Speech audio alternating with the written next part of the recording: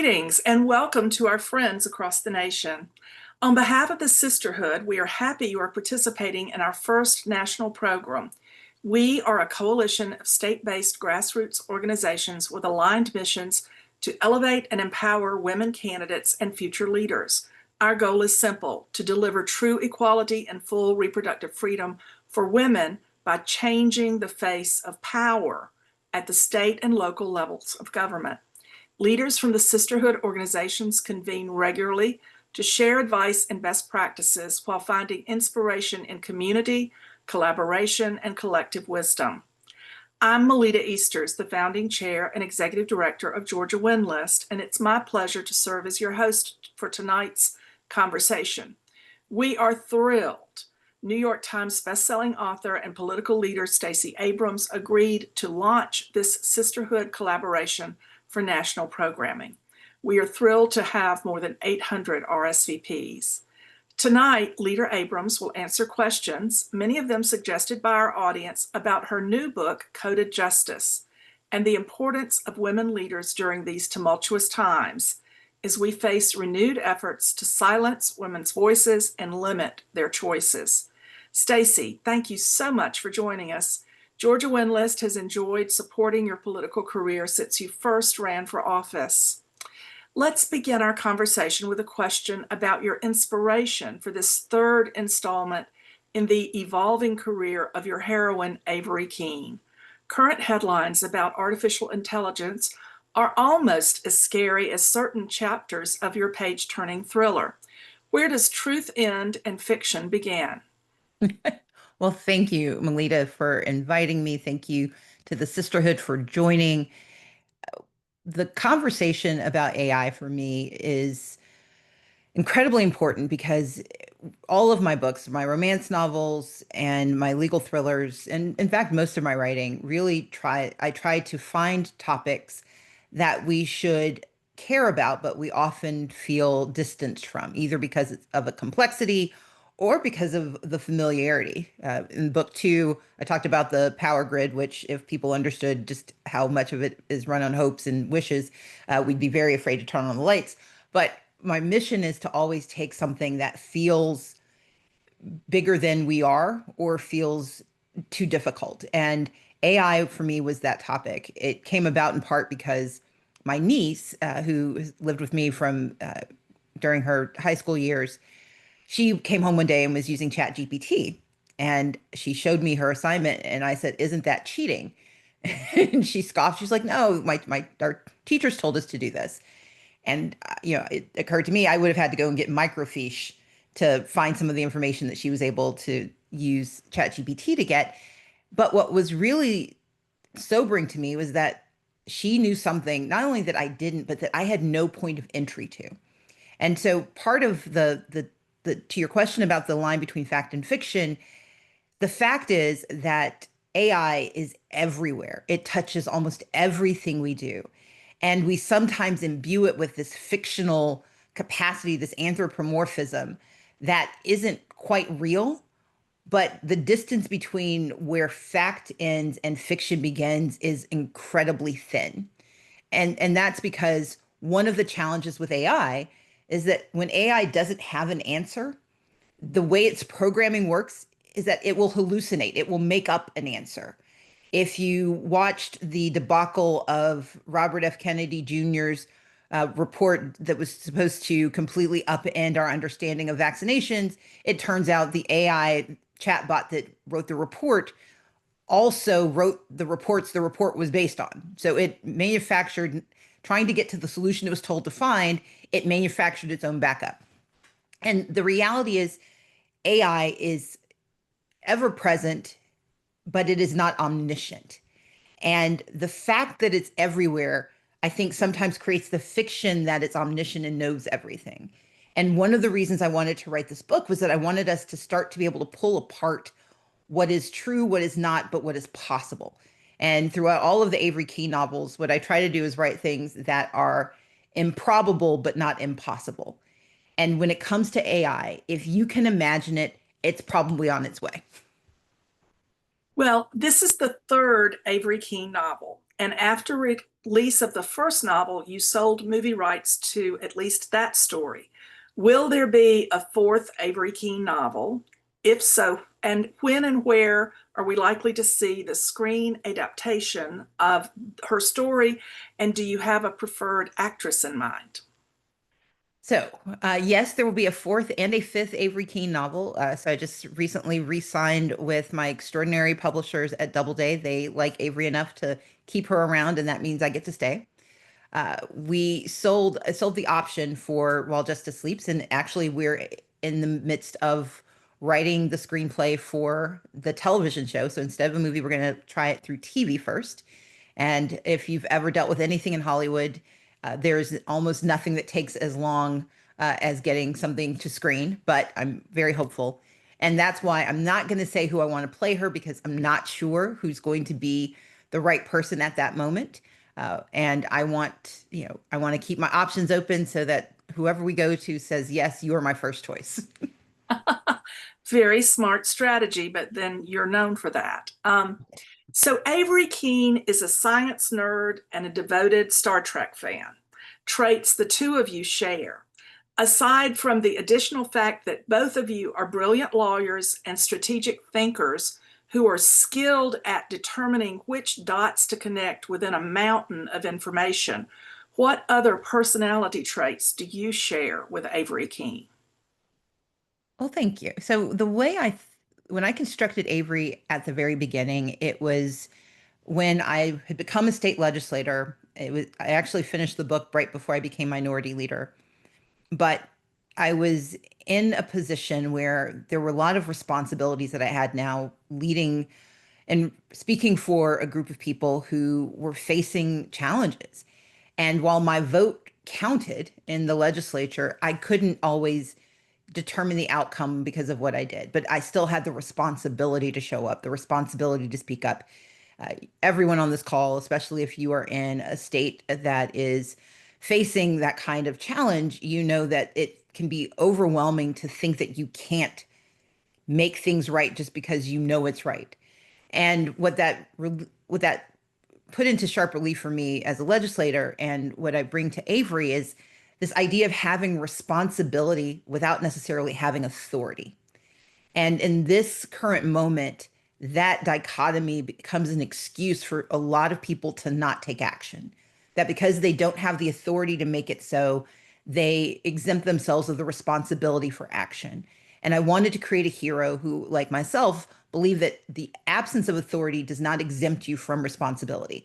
And that instead, we've got to put the dots together. We've got to find ways to navigate. That doesn't mean we can find solutions that are perfect. And one of the pieces to how I write Avery is that the solutions are always vaguely dissatisfying, but they are real. And that's part of power. It's part of making choices. I don't want a hero who wins because they are. And I don't want someone who takes action because they don't have a choice. I want to do what I've tried. I want my heroine, Avery Keene, to do what I try to do, which is to take action because it's the right thing to do. That we must have this obligation to do what should be done, not because we are guaranteed victory, but because we are responsible for trying. And as someone who has had some success and some failure, I am very clear that I'm never guaranteed victory, but I can always guarantee my intention and my action. And that's the only thing I can control. That's the only agency I hold. And therein lies who I hope Avery King comes across to everyone else.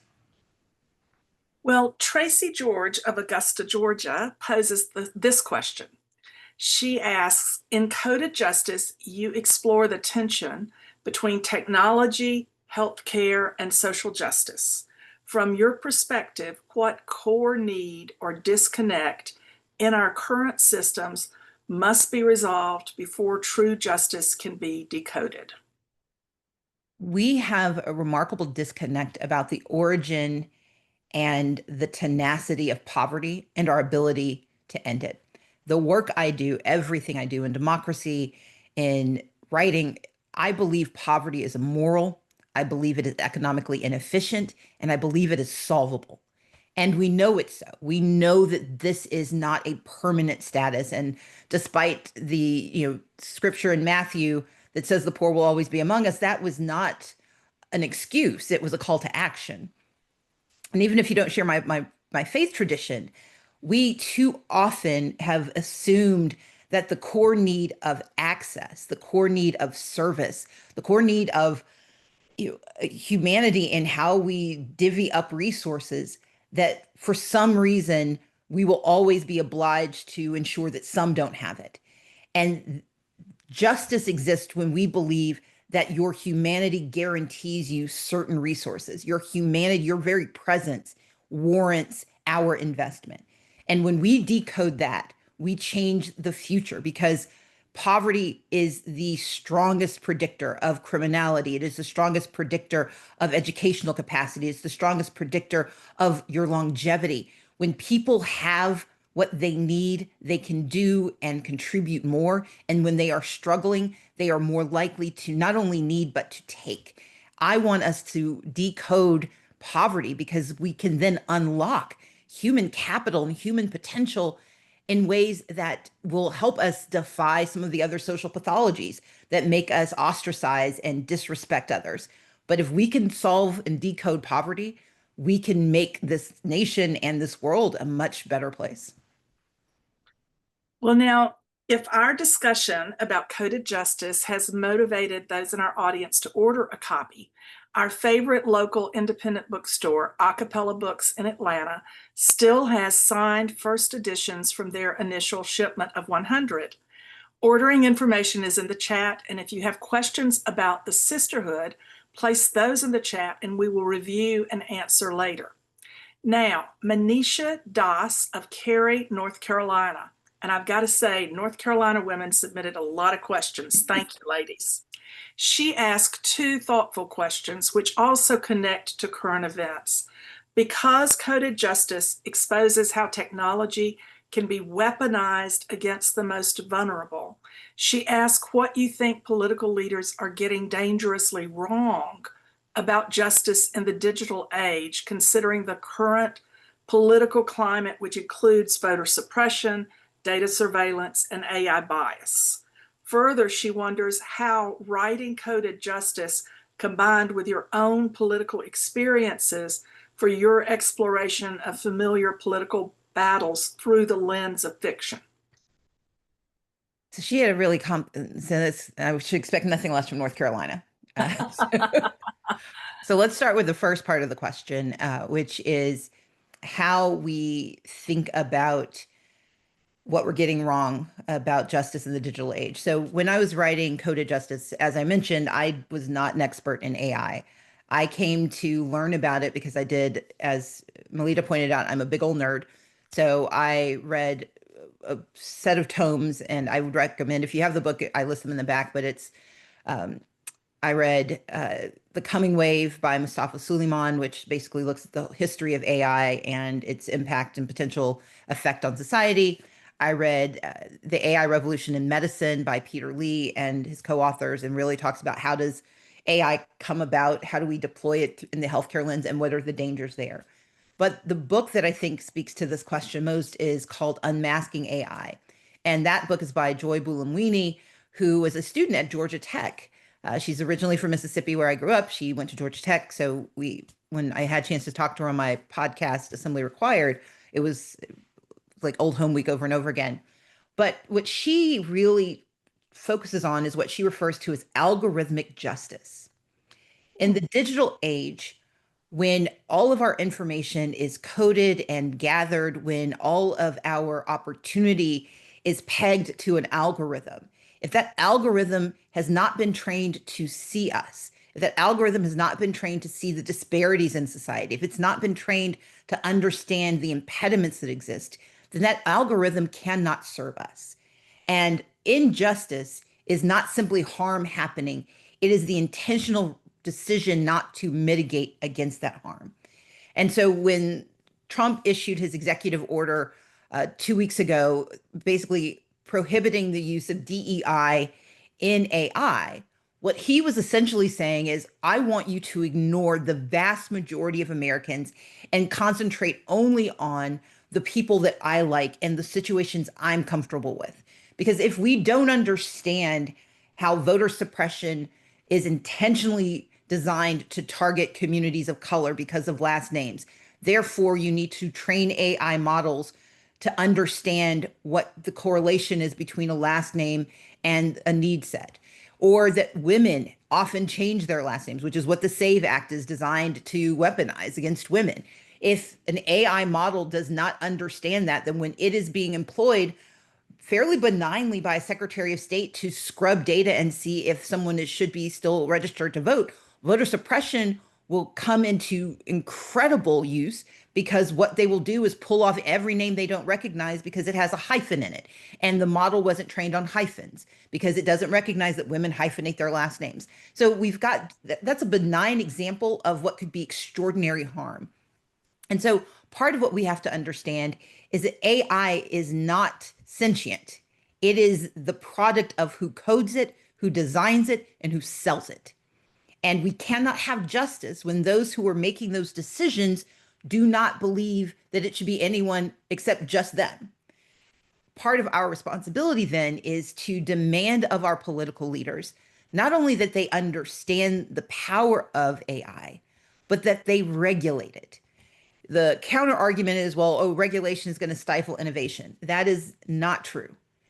Regulation helps put guardrails around innovation, not to block it, but to ensure that innovation for innovation's sake does not quash humanity, does not create greater harm. And that's the point of coded justice, that even with the best intentions, those intentions often run into, human nature, ambition, speed, greed. Those things can create harm. And so we need political leaders to recognize that AI can be weaponized not by those who say, I don't like you, but by those who say, I can't see you and don't think I need to see you.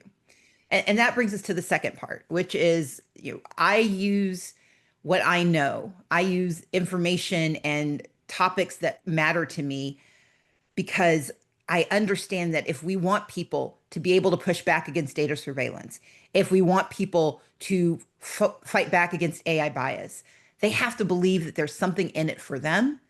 And they have to believe that if they take action, they will be met with intention. And so, one thing I learned as leader was that it wasn't enough for me to tell my members as minority leader, don't vote for this because I don't like it. I had to be able to explain it. I had to be able to give people examples. And we had to be able to walk through the consequences, not only of action, but inaction. And too often we think that being passive is the same as, well, let me put it this way. Too often passivity is seen not as capitulation, but just non-engagement. But when it comes to something as tenacious and as ubiquitous as AI, we have an affirmative obligation to get in the arena now, because they can scrub your data right now. They can use your story right now without telling you, but they can also design a tool that will take your job tomorrow and do so in a way that ensures that you can never get another one. Because if we are not thinking about what is happening now and what could be made real next, we are losing the thread. And the way I put this for folks, imagine if we had regulated the internet at its inception.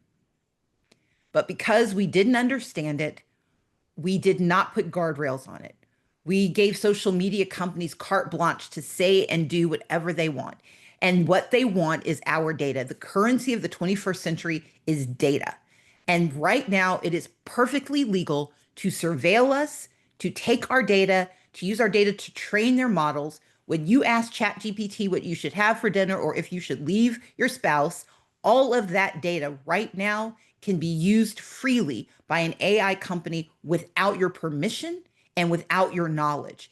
And the reality is, while it may now be used to train a model as part of millions and trillions of bits of data, one day it can be unified into simply telling the story of you. And there is nothing right now in American law that says they can't use that against you. Well, you're laying out some very scary scenarios that are going to keep people awake tonight. It's not a spoiler alert to say that there are skillfully deployed deep fake videos throughout the storyline for coded justice. Further, we are beginning to see the use of sophisticated deep fakes in political ads. Do you have concerns about the fact technology for creating deep fakes seems to be way ahead of regulations, which would prevent the use of AI for nefarious purposes? And in your opinion, are deep fakes protected by the First Amendment? So let's start with the second part and get to the first part. So no, deepfakes should not be protected by the First Amendment. We long ago said that there's public use doctrine, or fair use doctrine, meaning if something is out there and it is sufficiently tied to a public person that you can use it, but even then you can't use it for you can't use it for economic gain. So if I were to take Melita's image and do a movie about her, she can only sue me if she can prove that what I was doing was purely for commerce, not for art. Because the First Amendment has limits. My God, we have discovered the First Amendment has limits. So, no, deepfakes are not First Amendment protected because often their intention is misinformation and disinformation and to cause turmoil. In my second book, in Rogue Justice, the prequel to, and you don't have to read them in order, but in Rogue Justice, I used a deep fake. I wrote that book in 2022 before deepfakes were as sophisticated. And in that case, it was used to undermine a judge. Now, imagine if not only you can use it to win a political campaign, but what if you can use it to blackmail someone, to convince a teenager that if you aren't willing to take some terrible action, I will ruin your future? We should be terrified of the lack of regulation around deepfakes because we don't understand the technology, and that means we can't predict the impact. If a deepfake can use your voice and fool a voice activated security system, if a deepfake can be used to convince your boss that you took an action that is counter to your responsibilities and it can cost you your future, we should be deeply terrified. And in the political space, that's the easiest one because often what's going to happen, it's the deep fake of information. It's not the election we should worry about. It's the operation and execution. For example, there was a deep fake that's been used that was calling US senators, and a few of them answered and had conversations. That's the worry we should have. That, again, unless we understand the technology, its ability to manipulate our ignorance is what we should be terrified of. Well, great food for thought. Now we're going to shift a little bit away from the book into politics because we promised we would do half and half. More than 60 of the hundreds registered for this program submitted questions, and while we can't answer and ask all of them, we appreciate those submissions and the strength they have brought to the overall program. One of the first questions submitted came from Amina Gafar from Creedmoor, North Carolina. She reflects a sentiment subsequently shared by many others. She asks how Democrats can reconnect with voters in this current divisive political climate. And others who ask the similar question specifically ask about rural voters and red leaning districts. So I'm going to correct something I said a second ago and tie it to this question. I ended my answer on the earlier question saying we should be terrified, and that's wrong. We should be concerned, we should be cautious, and we should be aware. And that's my same answer to how we meet this political moment. We should not be terrified, but we should be concerned that 77 million people voted for the Republican, 75 million voted for Vice President Harris, but 90 million people did not vote. And that decision not to vote is not reflective of the parties, it's reflective of the people who decided that in this nation, their voices were not going to matter enough to show up. And if they believe that that their silence was the only weapon they had to show who they are, and whether it was an intentional decision or simply they were so despairing that they just said a pox on both your houses, that's the problem. And we have to understand that those 90 million people are absolutely in rural communities. They are in red states, but they're also in urban communities. They're in suburban communities. They look like people who vote their values, but they also look like people who do not believe their values will ever be respected by those they elect.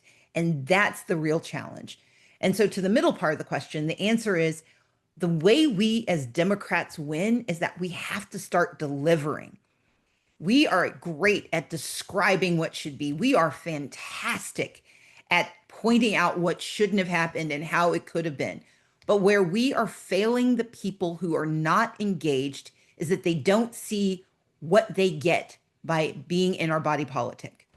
And so as women who believe in the power of not just democracy, but the power of the democratic intention, we've got to start showing up in between elections before we need someone to vote, before we need them to call someone. We need to know that if someone is worried because they're about to lose food stamps, we need to figure out how we're going to help them get fed. If it's an older person who's trying to navigate the chat bot when they call about their social security check, offer to to make the phone call for them or to use the other technologies. But Democrats at the individual level and at the institutional level have to focus on how do we actually deliver. It is insufficient to be only in the business of protecting what we've done. We've got to start delivering what people need today and start projecting what we can do tomorrow. But as long as our narrative is only about, well, we've got to keep what we've already done, that's already baked into the consciousness.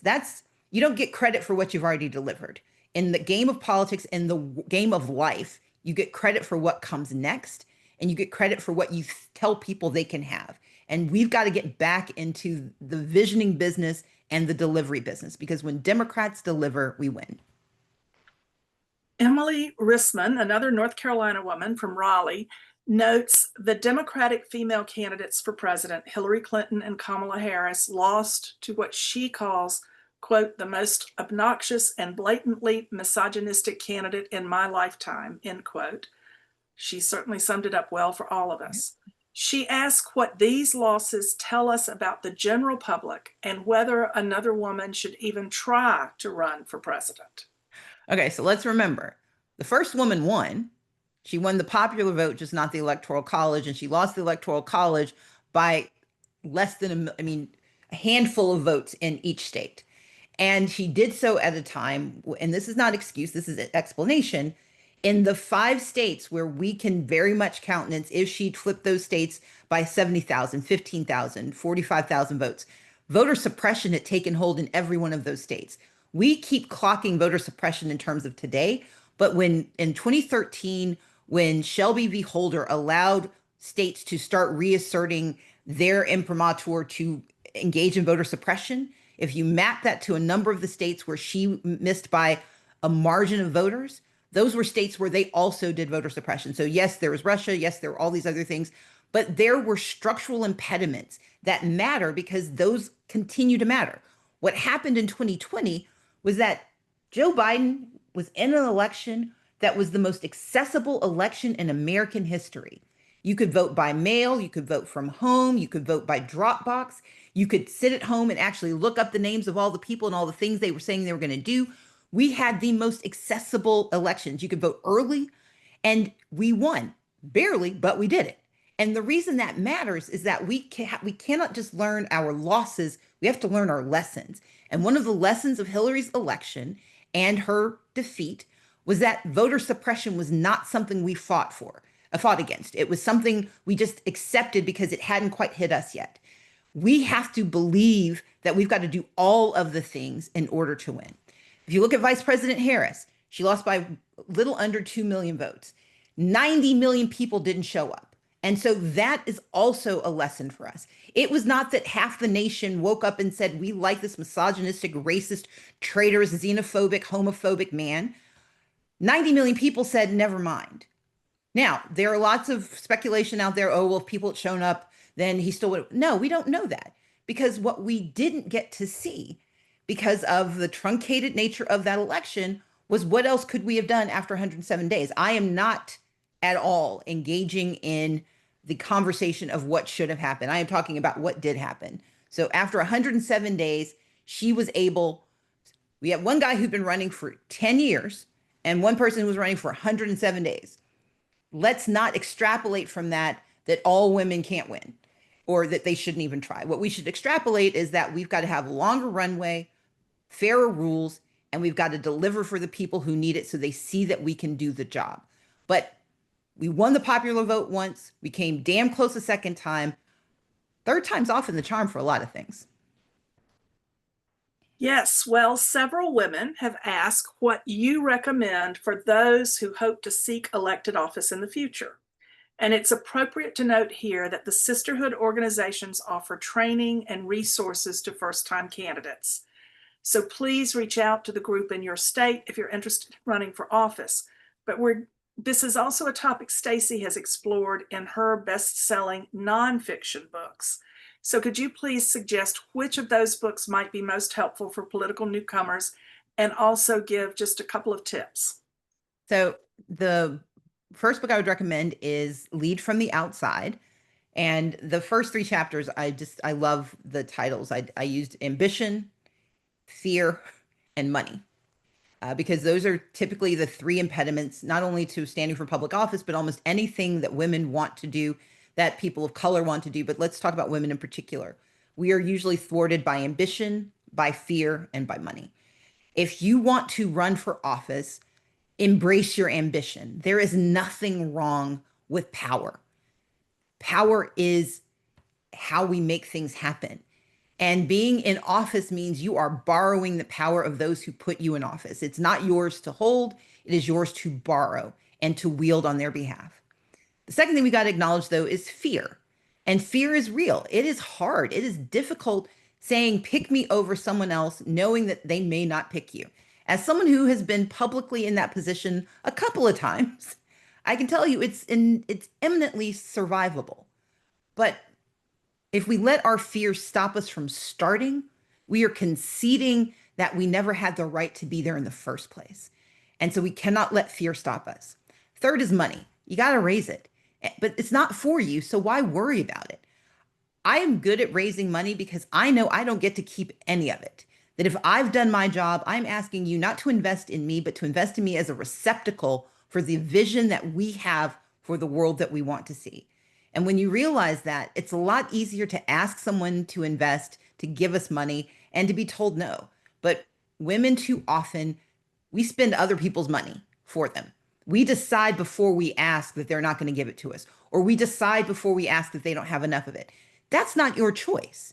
It is not your decision to make what someone else can do with their money. Your job is to say, this is something I think you want enough to put your money behind it. You wouldn't tell someone not to invest in a Fortune 500 company before it goes public. Why tell them not to invest in you before you change the world? Well, scary headlines certainly dominate our news feeds. How close are we to an autocratic, authoritarian tipping point? Or with federal troops now patrolling the streets of Washington, D.C., are we already there? So, what actions must we take to protect democracy? And is what we are seeing motivated by white supremacy and Christian nationalism? So I'm going to plug something else. I have a podcast called Assembly Required with Stacey Abrams. You can get it wherever you get your podcast. And in fact, this coming Thursday, our podcast is on Christian nationalism and how it ties to white supremacy, but what it means overall. And the answer to the very beginning of the question is we are in the midst of an authoritarian overthrow of our government. There is no question of it. If you look up, if you Google my name and Jimmy Kimmel, I did this 10 steps to autocracy where I walked through very quickly what authoritarianism looks like, what autocracy looks like in the 21st century, and doing it very, very quickly. You start by having elections, often for the very last time. You have an executive who gets elected, who then decides to exceed the bounds of their executive power as much as they can for as long as they can. You have a complicit legislative branch, and you have a neutralized or complicit judicial branch. Step 4, you gut government so it doesn't work for anyone. You break it so people can't get what they need and they start to blame everyone because they don't feel served.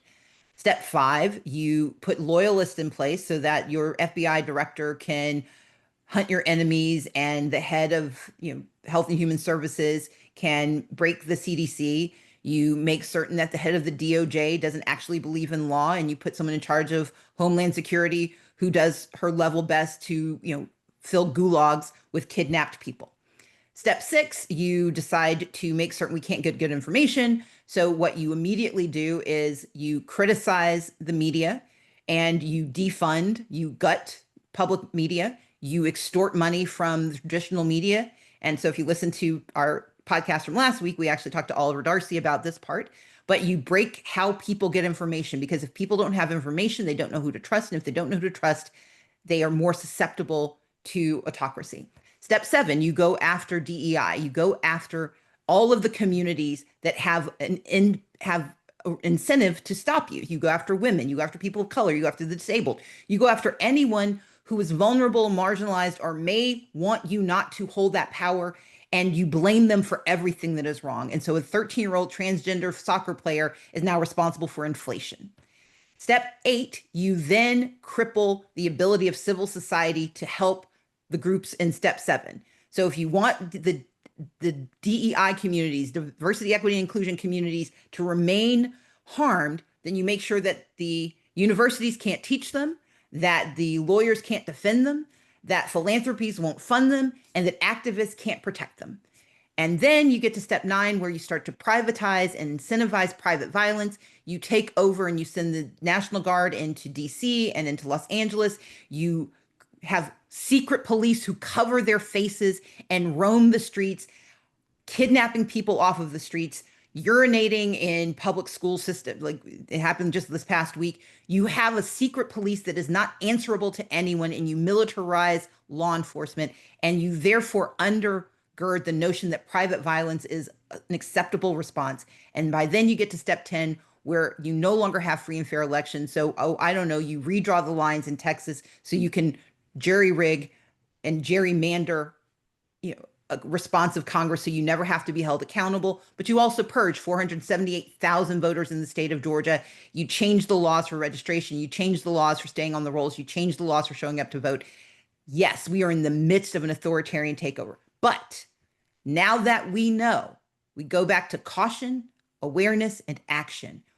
Now that we know we can't stop them, but we can thwart them. We can frustrate them. We can intervene with them. We can protest them, because authoritarianism takes hold when silence and dissent seem like our only answers. Thank you so much for that call to action. Let's shift to another call to action. What is your current call to action for Democratic pro-choice women who want to see reproductive freedom restored and medical autonomy preserved? This is going to seem counterintuitive, but I'm going to tell you, we have to start fighting for DEI. Women alone cannot, we do not have sufficient numbers to change the outcomes of political decision-making on our own. We have seen time and again that there are other levers and other communities that have to also be included. And so instead of thinking about saving reproductive health and creating medical autonomy as a purely women's issue, as a purely singular issue, we have to see ourselves in coalition. There is a reason they pit us against each other. There is a reason that they pretend that if we have one set of rights, we can't have the other. I'm fighting for DEI because I am a Black woman who happens to not have any disabilities, but I have family members and friends who have. And so my responsibility is to be just as aggressive in their defense, because that's how you build coalition. You build coalition when people believe that by helping you, they're helping themselves.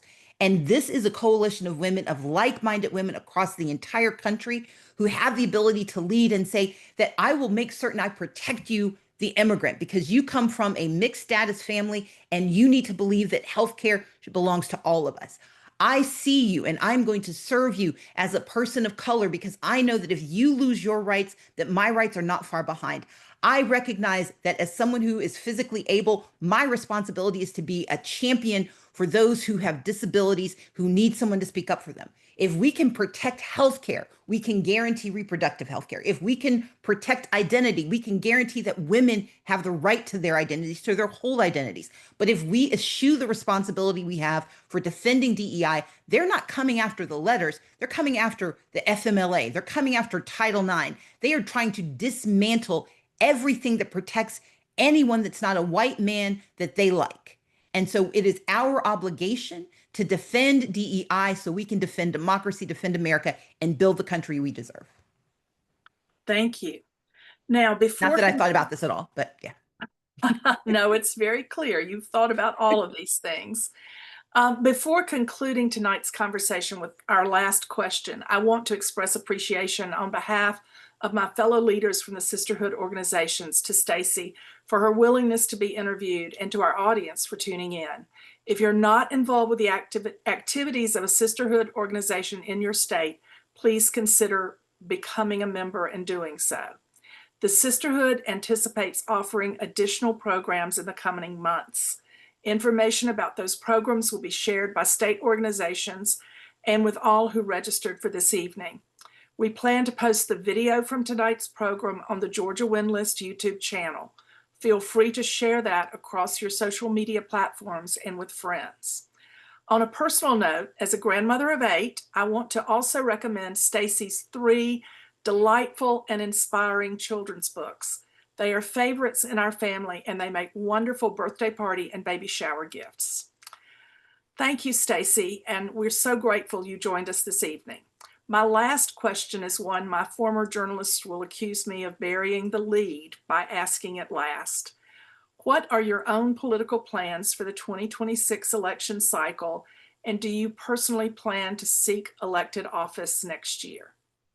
I appreciate the question. And more importantly, I appreciate the audience and the commitment that all of you have made, not just standing for office, but supporting those who stand for public office, because we're all doing our best to support those who need good people in public office. Public office is a tool that I've used. It is a tool that I recognize is incredibly important. It's not a tool that I know that I'm going to use next year. And that's because part of my attention right now is focusing on what are the other things we have to do. Given the previous question about how close we are to authoritarian overthrow, my focus is on saving democracy and saving America. Running for office again is certainly something I am always giving thought to, but my highest and best use right now is sharing information through my podcast and my books. It is raising money for good candidates and for good intentions.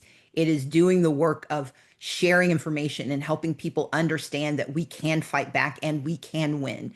And if it makes sense to stand for office next year, I will do so, but I don't know. And my focus right now is on making sure that we get to 26 and that we get to have elections in 2026. Well, thank you so much for that answer. This concludes our program. Thank you all for joining us. Let's resolve to keep fighting for democracy, justice, and equality for ourselves, for our children, and for our grandchildren. Thank you so much. Have a great evening.